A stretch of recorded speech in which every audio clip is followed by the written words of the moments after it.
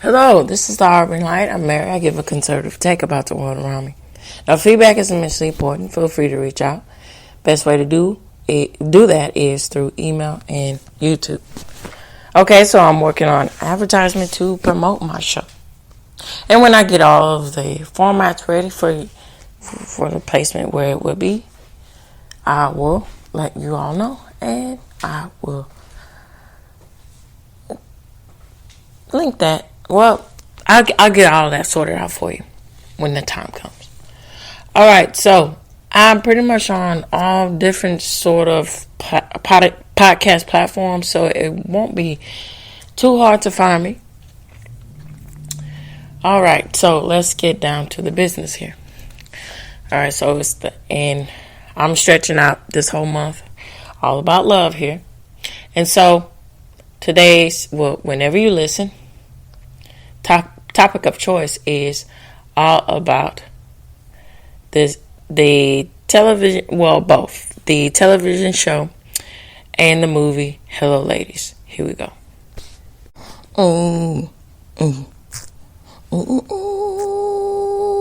Break it down now. Just a little lost boy looking for a lamb in an all-night city. Living in his lonely limousine. And he thought he never had to worry. And he's the only one he's ever gonna need. Absolutely indeed. Ooh, maybe we've been alone too long. You don't wanna be lonely, yeah. Maybe I've been alone too long. We've been along way too long indeed. Indeed.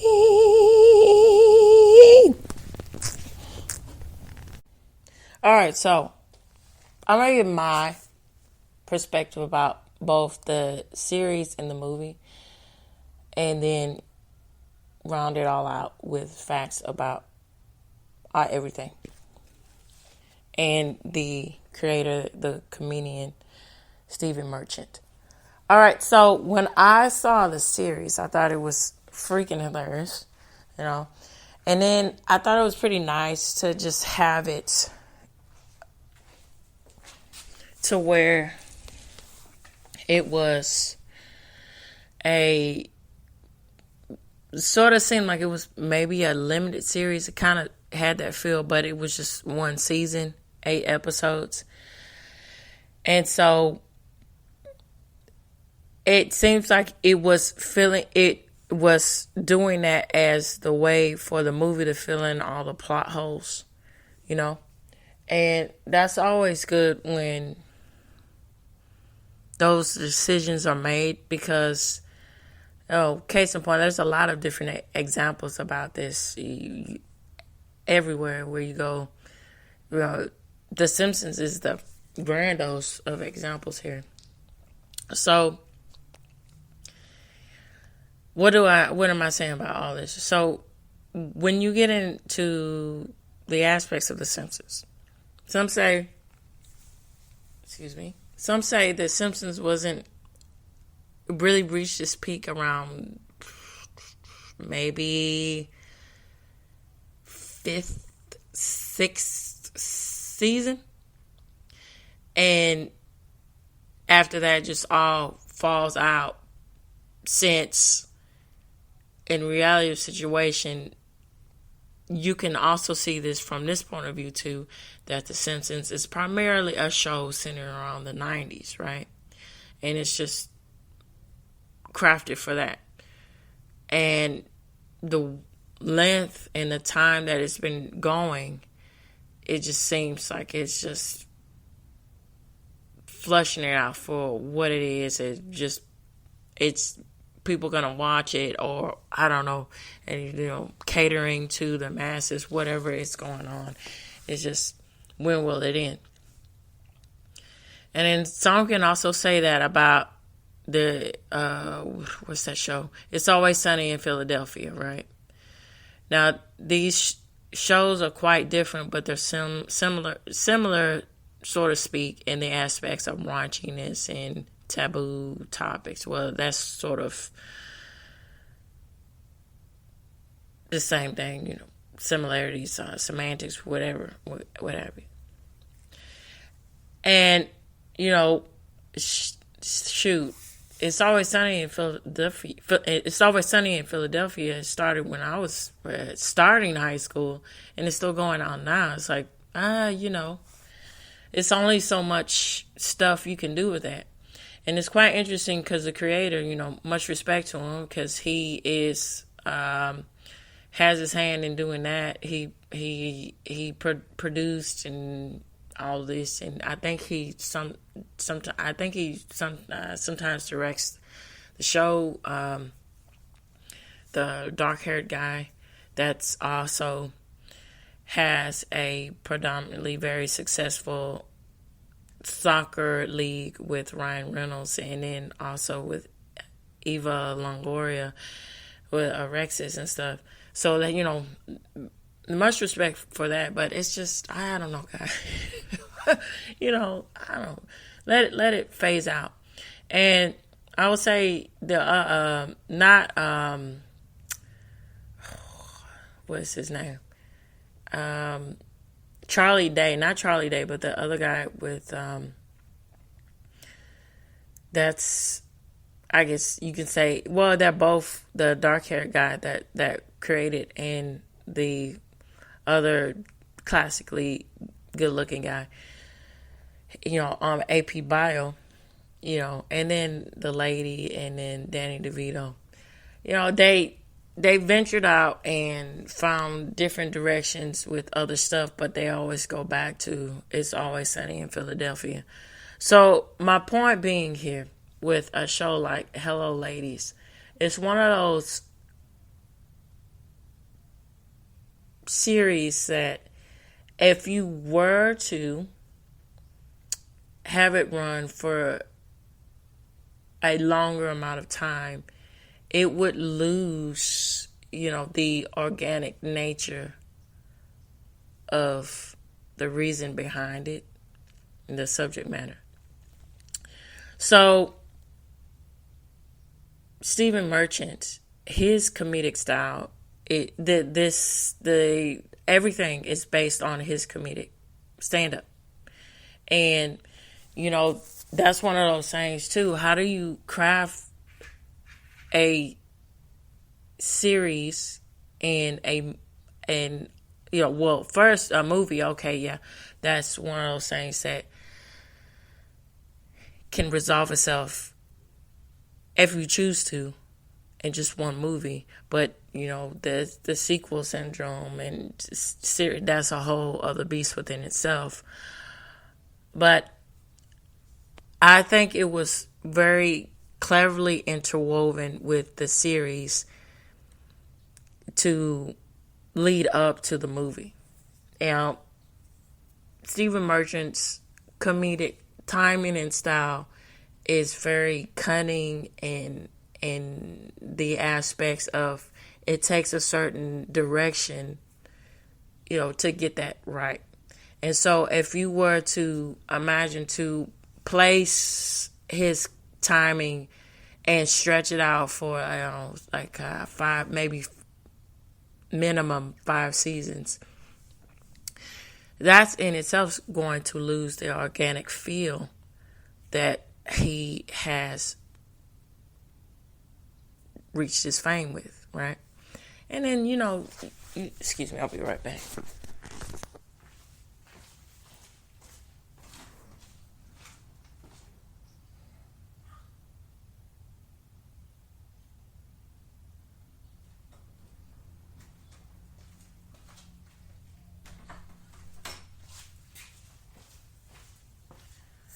And it's always good to take the time to just not take the road, hey, let's milk this thing out as much as you can and take it what it will at will, and lose the integrity of what your stand-up and what your comedic style is all about. And that's quite interesting when you relate this to all the other comics who have either successfully or failed, at the aspects of crafting a series or movie or what have you, or in other cases, music genre, and it's just not really working out.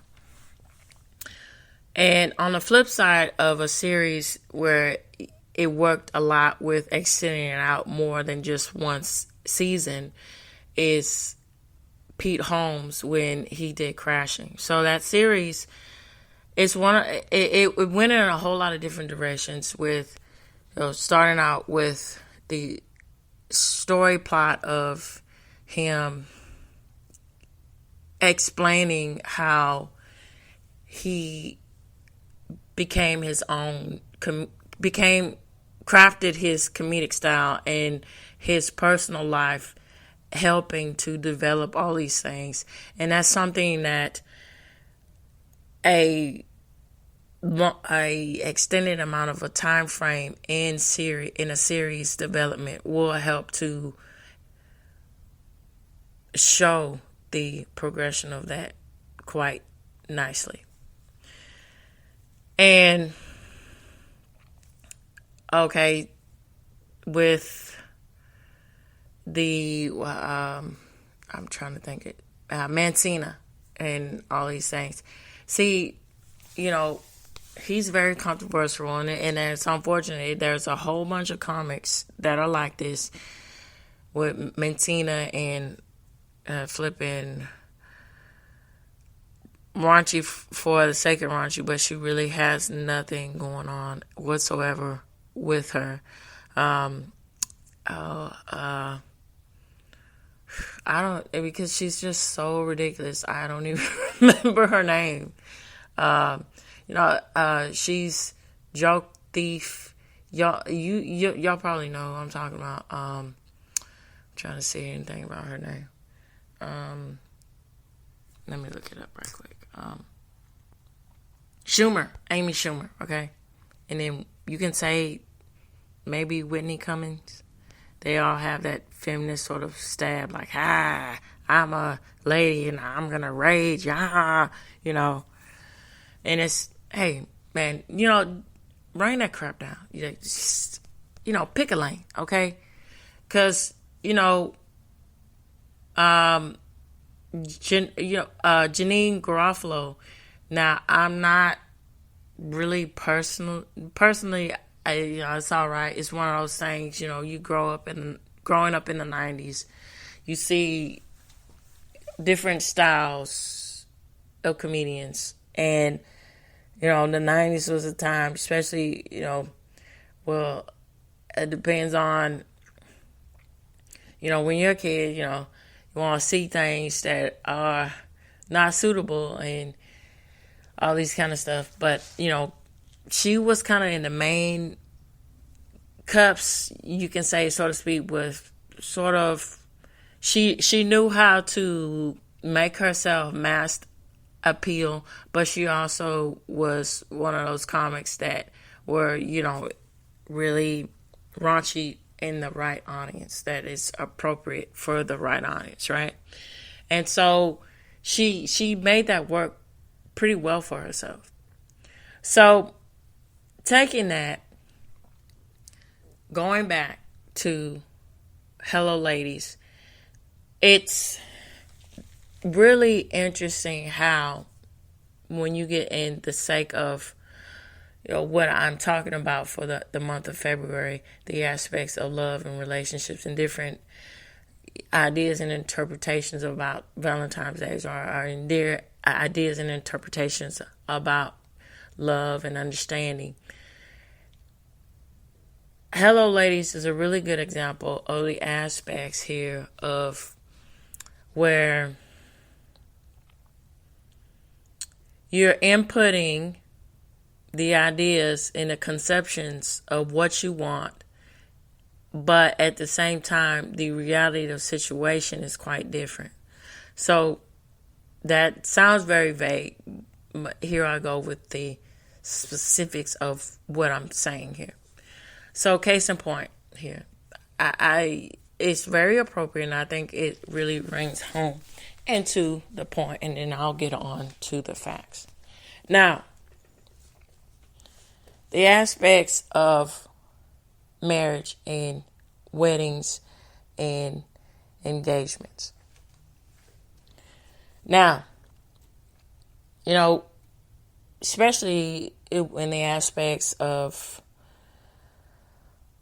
having all these different events, planning Rando's wedding and all this lavish stuff, even the aspects of engagement, of proposing in a massive public area, where it be a restaurant, where it be a sporting event, and so forth, versus having it very intimate and personal and very meaningful to the both of you. Now that says a lot about the aspects of now this is my humble opinion. Everybody has their own little deals. I'm just telling you right now, that's just what I think. Okay? Those things say a lot and mean to the aspects of what you're going to go into and think about your disposition with marriage and then leading to family, and then leading to the growth and the development of your relationship. Now, some people are willing to go into debt and to have this just fairy tale wedding for the masses of the public, and say, look at us, look how we look at our event, look at the imagery of everything. When they can't. Because if you can afford to do it, hey, man, just go for the gusto. That's great. But when you're already leveraging the future of your marriage by going to debt to have the image of how in love we are, what are you really? How is that going to meld into the reality, the work and the growth and the flourishment and the care and the nurturing of the marriage and the relationship? That says a whole bunch. And so drawing all these things back that I just said, these things are really seeping heavily into the introspective aspects of the whole idea about Hello Ladies. Because Steve Merchant is, really at a crossroads of trying to figure out, what do you do when you have your hopes towards something that you really want, as far as the relationship and the long-term goals of relationship, and that gets shattered into pieces, and you pick up the pieces and move on. And then, you move to a place where you're trying to perpetuate an image that you're looking for, but it's just an image. It's not really getting into the development of the progress of what you want. And then, you, again, on the other hand, you're thinking that progress is going well, and it's one of those things with the other person not coming to terms with themselves too, and trying to figure things out, and all the messiness of that. And then, also showcasing how wanting something versus the idea of, are you actually going to receive what you want, how messy that can be too. All right, so with all of this said here, I am going to get in the facts here. All right, so I think that the AV Club here really in itself wraps everything up in a nice bow, in a nice bow to talk about. Well, let me see. Let me backtrack, okay? Because it was one of those things where I think in this case here, it's it's good to use the AI to have the outline. And then I'm going to end with the AV Club is saying to flush out those details and have a concrete source here about it.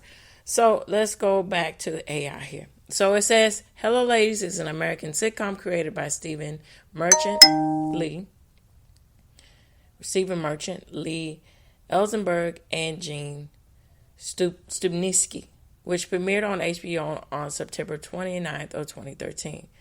So the series stars Steve Merchant as Stuart Pitchard, a socially awkward Englishman navigating modern Los Angeles in search of love. Now the show blends cringe comedy, romantic comedy, and surreal humor with a single camera format and a 30-minute runtime. Now the series originally ran for one season with 9 episodes, which concluded on November 22nd of 2014. Now, after HBO canceled the show on January 24th, let me say that again. Now, after HBO canceled the show, see, HBO decided to cancel the show. I don't know if that's all. It's one of those things. If it was bad timing, or it was one of those things that Steve Merchant. I'm sorry about that. Steve Merchant had his hand in and saying, "Well, I don't want to milk this thing and make it where it goes against." It's just a whole lot of things. So you take what I'm saying with the AI generated source with a grain of salt. Okay. All right. Let me check this right quick. All right. Sorry about that. All right. Okay. So. All right. So, going back. So, after HBO canceled the show in January 2014, it was concluded with a feature-length special titled Hello Ladies, the Movie, which aired on November 22nd of 2014 on HBO. Key plot and points of the movie. When Stuart learns his British ex-girlfriend Trudy and her husband Mike are visiting Los Angeles, he panics and tries to impress them by pretending to have a glamorous life. He enlists his roommate, Jessica Vanderhoff, Christine Woods, to pose as his beautiful girlfriend. The plan involves attending a high-profile event, which includes a yacht party by finance mogul Alan Randall, where Stewart attempts to impress Trudy and Mike by pretending to know celebrities. Now, Nicole Kidman made a cameo. It's quite funny, I give her that she was really on point with the humor there in this movie. So, makes a cameo as herself, playing along with Stewart's lie that he once dated her. She was reportedly a fan of Merchant's stand-up and agreed to participate. Now, the movie accumulates in the heartfelt and the humorous romantic development between Stewart and Jessica, with the two sharing a passion of kids and a mutual understanding based on their 82% compatibility. Now, cast and production. So Stephen Merchant directed and co-wrote the movie with Gene Stupnitsky and Lee Eisenberg. Supporting cast also includes with Christine Woods, Nate Torrance, Kevin Wiseman, Kylie Mooney, Adam Campbell, Carly Craig, and Krista Flanagan. So their opening theme, as you heard in the interlog, transition in between here with me, my interpretation of it. Along Too Long, which is a song by the Hall & Oates there. and it really rings home about the theme and the story plot of the subject matter. So the movie features music from the Power Station, Bryan Adams, Phil Collins, and Jerry Graftery. Now, the banging 80s soundtrack for the movie, and I'm gonna get to that as we go along in the month of love here. So, critical reception and legacy. So, the series received mixed reviews on the Metacritic. It was rated as 58 out of 100. Now, you take those things with a grain of salt, too, because, I don't know, it's one of those things where you have to see things for yourself and make your own conclusions about if you like something or not. And then what other people say doesn't necessarily pertain to what you think. Shouldn't pertain to what you think, because ultimately you should be your own person.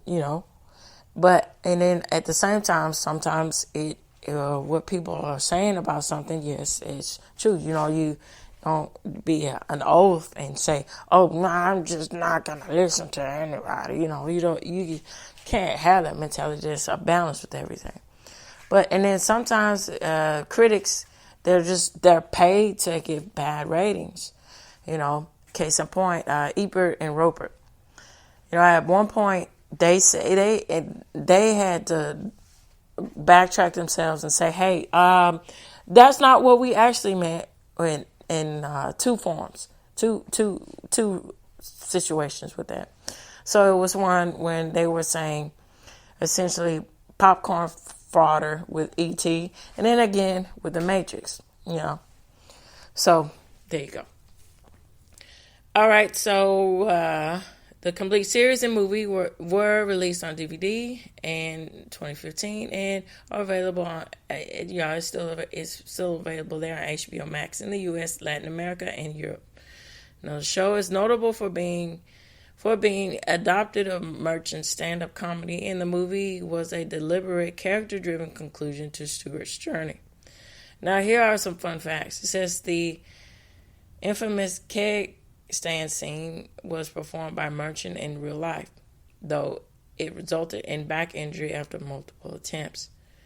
The fire and tie flashback scene was based on a real incident from Merchant's university days. In the final scene, Stewart and Jessica reconcile after a breakup with a humorous exchange about their relationship, which is a nod to the show's quirky, self-aware tone. So the series remains a cult favorite for its awkward charm, sharp writing, and the chemistry between Merchant and Woods. All right, so let's get into here talking about the AV Club and what they said on this. So it says, "Hello, ladies. The series was an almost brilliant, slightly inconsistent piece of television.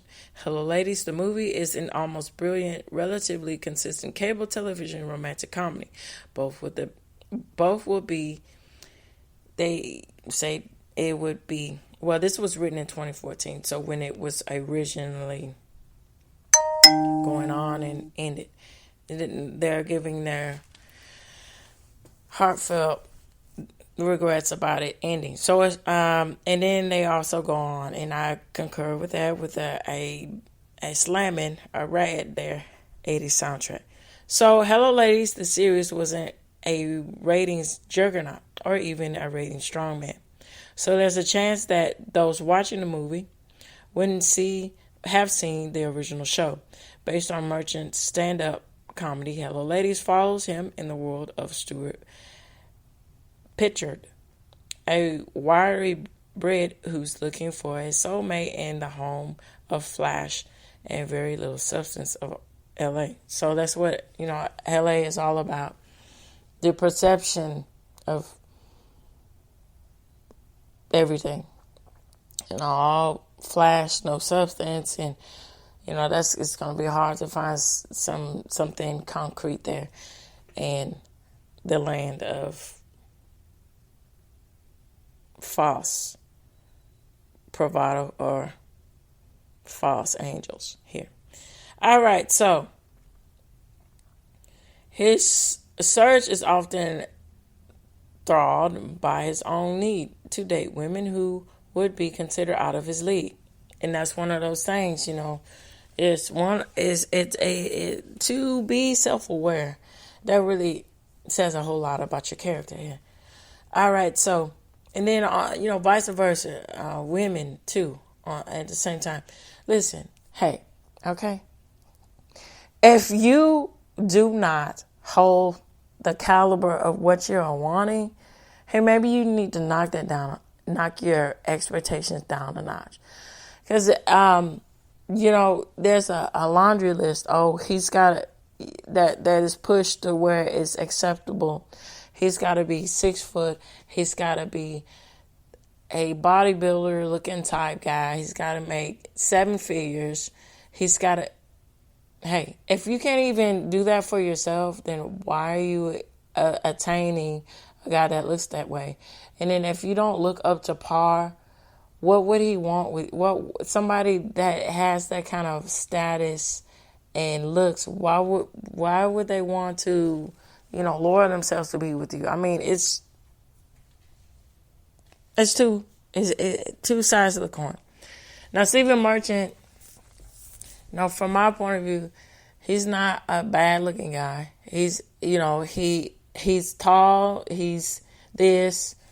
He has. He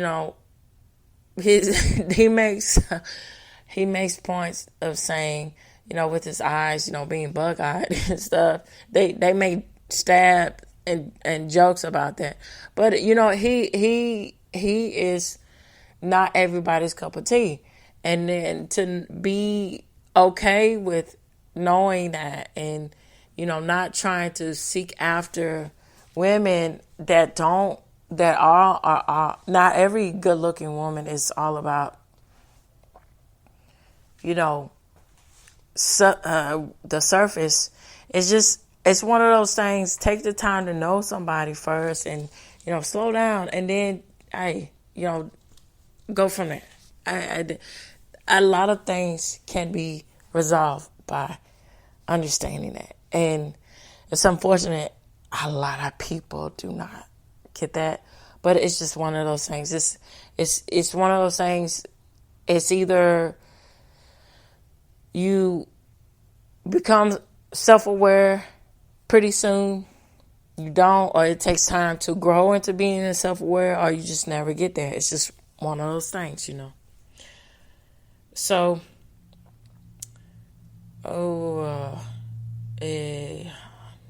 date women who would be considered out of his league on a physical level and his ability to turn any situation into a game of awkward chess. He also has 2 of the worst wingmen ever in sad sack history. Now, newly divorced Wade Nate Torrance and obscene, bull-bound, yet very bit the ladies' man, Stewart is not, Knives Kevin Wiseman, that guy is freaking hilarious, and he's really funny as a comic too. So to round out the cast is Christine Woods, which she is a struggling actress, and Jessica Vanderhoff, who cannot seem to catch a break, even with a last name like Vanderhoff, and in its complicated relationship with her agent, Glenn Sean Wing. Hello, ladies. The movie opens at Jessica's 30th birthday party, and nothing has really changed for her or Stewart since the show ended. She's still going through the fruitless and degraded auditions for nothing parts, while her peers are getting huge roles, are starting families, and she's still trying those tired pickup lines that no one would ever consider the beginning of an epic love story. That's when Stewart gets the phone call that finally explains all of his behavior. And it's not really clear here in the series about why is he acting this way about, seeking out these, being so really desperate, and then seeking out these women who have no substance and then trying to go after this one model woman that he saw on a billboard board that's just all about partying and just really he's a simp for her really. And and they mention, it's quite interesting in the series, they mention Trudy. His friends, hold everything back and say, "Oh wow, I understand why he's like this." But the movie really wraps all that up in a neat bow here. All right, so let's get on to what they're saying. So it's a call from his former lover, the one he thought was the one who broke his heart and left him for another, much more Glenn-like guy. It's a reminder to him that he's never been one of the cool kids, and for that he overcompensates in order to prove that he can be just like them. If there's one major difference between the series and the movie, that's that in the latter part of it, there's no more time to dance around the fact that there's a very obvious reason why Stewart is the way he is, needy and a little obsessed. All the cards are on the table now in a way that isn't necessarily spoon-fed. It spoon-feeding to the audience, but acts as a reminder that this is it. This is the final chapter. Hello, Ladies, the series treaded the very fine line of Stewart being a legitimately nice guy looking for love and being a shallow nice guy looking for status. Now, the show doesn't always paint him in the positive light, but there's still the very important fact that beneath all of the awkward bravado and obliviousness, Stewart is a good guy with good intentions. He's intent. He isn't vindictive, nor does he think that he's entitled to these women. He simply has trouble at times reconciling that the life of a pickup artist isn't all that it's cracked up to be. So, Hello, Ladies, the movie isn't Entourage. The movie with a little Brit, even as Stephen Tobolowsky's character here may want to be with it. So all about the lead getting to, have relations with really good looking women is also possible. So if Hello Ladies is a series about Stewart burying his head in the sand under the belief that his head, he is, has his head in the clouds there. Hello Ladies, the movie is all about digging it out. All right, so if y'all want to go ahead and read some more about it, go ahead. But I just wanted to give y'all the rundown about it. And closing in on this here. Now, I'm going to wrap up by saying these things here. So, I think this movie series and movie really drives home about the aspects of there's a lot of importance to know that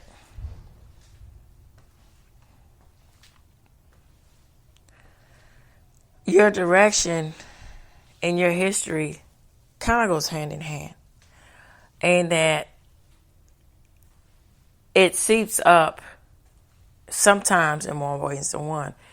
And so it's a really good example of saying that you have to come to terms with those things and get all these things resolved before you can actually have a healthy relationship. Because, you can't force these things to happen if you're not whole yourself. And that's something to think about in the atmosphere here of the month of love. All right, so with all this said, I would greatly like to know what you all think. Please feel free to reach out to me, and the best way to do that is two forms, either through email or YouTube. All right, so tune in, turn up, and definitely take care. Bye-bye for now.